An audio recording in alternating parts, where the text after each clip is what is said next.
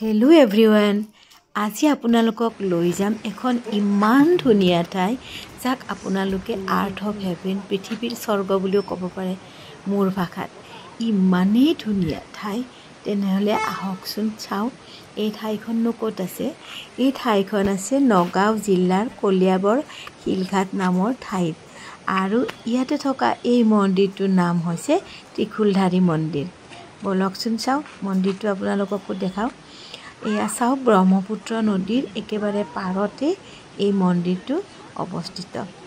কথিত মতে এজন বাহাদুৰ চেত্ৰী নামৰ নেপালী মানুহে এই মন্দিৰত থকা শিলটোত বোমা দি পেলাই মূলটো ভাঙিবৰ চেষ্টা কৰিছিল।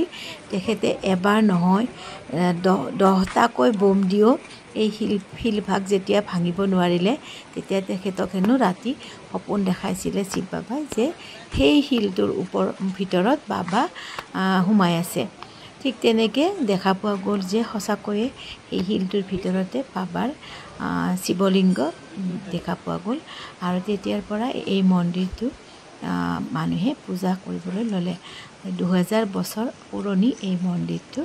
আৰু দেখিছেনে সেই ওপৰত যে শিলটো দেখিছে, এয়া শিলটো মাটিত কিন্তু লাগি থকা নাই। এই শিলটো একেবাৰে শূন্যত ওলমি আছে।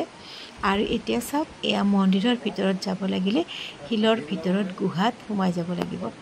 আহক ভালদৰে আপোনালোকক দেখাওঁ ভিডিঅ'টো। শিলটো এবাৰ চাই লওক, প্ৰকাণ্ড শিল এইটো, আৰু এইটোৰ ভিতৰতে বাবাৰ মন্দিৰটো আছে। এতিয়া চাব, মই মন্দিৰৰ ভিতৰত সোমাই যাম। এয়া চাওক, এই সৰু চিৰিটোৰে মন্দিৰৰ ভিতৰত সোমাই গ'লোঁ, আৰু মন্দিৰৰ ভিতৰত আপোনালোকে হালি হালি যাব লাগিব।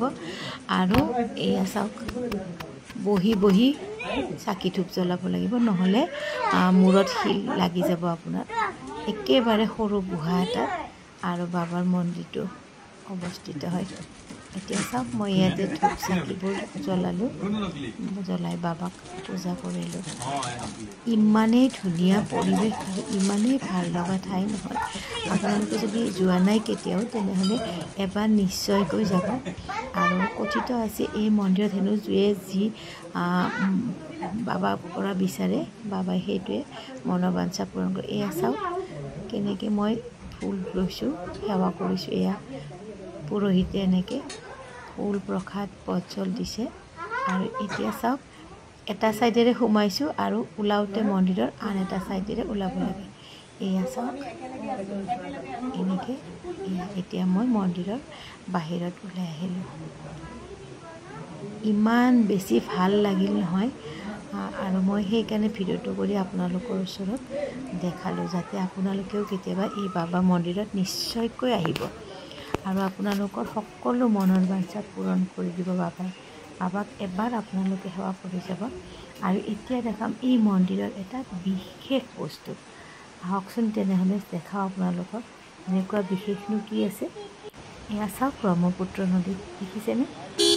ব্ৰহ্মপুত্ৰ নদীৰ পাৰত এই মন্দিৰটো অৱস্থিত, আৰু কেতিয়াও হেনো এই মন্দিৰত বানপানী নহয়। অথচ নদীটো ইমান ওচৰতে আছে, কেতিয়াও নহয়। আৰু এয়া চাওক, মন্দিৰৰ সন্মুখত এয়া বাবাক ইমান ধুনীয়াকৈ, এয়া বাবাৰ মূৰ্তিটো দেখিছেনে? শিৱলিংগ আৰু ত্ৰিশূল, শিলটোত ইমান ধুনীয়াকৈ ৰখা আছে নদীটোৰ একেবাৰে ওপৰত। এয়া চাওক, ইয়াতে মানুহে সকলো আহি বাবাৰ আশীৰ্বাদ লয়, আৰু এনেকুৱা লাগে যেন ইয়াৰ পৰা কেতিয়াও নাযাম আৰু ইয়াতে ৰৈ যাম। সঁচাকৈ আমি বহুত সময় ইয়াতে পাৰ কৰিলোঁ, আৰু বাবাক দৰ্শন কৰি আশীৰ্বাদ লৈ আমি ঘৰলৈ উভতি আহিলোঁ। আপোনালোকে নিশ্চয়কৈ এই মন্দিৰত এবাৰ যাব, সঁচাকৈ বহুত বেছি ভাল। এয়া চাওক, বাবাৰ মূৰ্তিভাগ চাওক কিমান ধুনীয়া নদীৰ মাজত। তেনেহ'লে আপোনালোকে মোৰ ভিডিঅ'টো কেনে পালে জনাব, ভাল পালে লাইক কমেণ্ট কৰিব। Bye bye.